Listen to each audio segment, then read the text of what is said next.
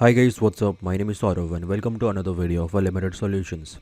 And in this video, I'm going to show you all how you can enable Hibernate mode from Registry Editor. So all you have to do is go to search box, type run, run, run. So when you'll do that, just a moment, just give me a moment. I think it's stuck now. Just okay. So just click type run and you will be getting this option. So all you have to do is type regedit. So if you're not able to find it in the search box, registry editor, because if you'll type registry editor in the search box, you can also find it over here. So if you'll not be able to find it over here, you can do what you can do. You can go to run or and type regedit registry edit. So it will open the registry editor.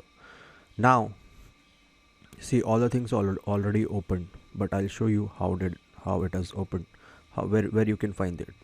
So go to the local machine and then in system, and then you have to go to current control settings, and then under control you will find the power option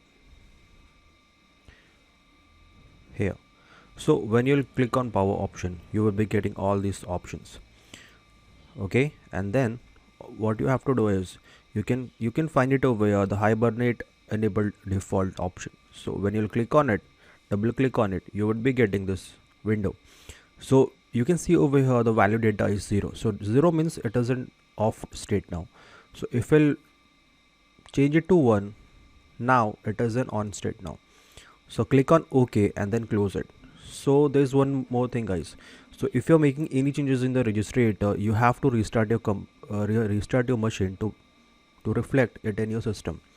So make sure to restart if you're making any changes in the registry editor. So that's it for today, guys. I hope you guys enjoyed this video. So do not forget like and subscribe. Until then, it's Saurav here. Stay happy. I love to learn new life hacks regarding technical difficulties. Bye.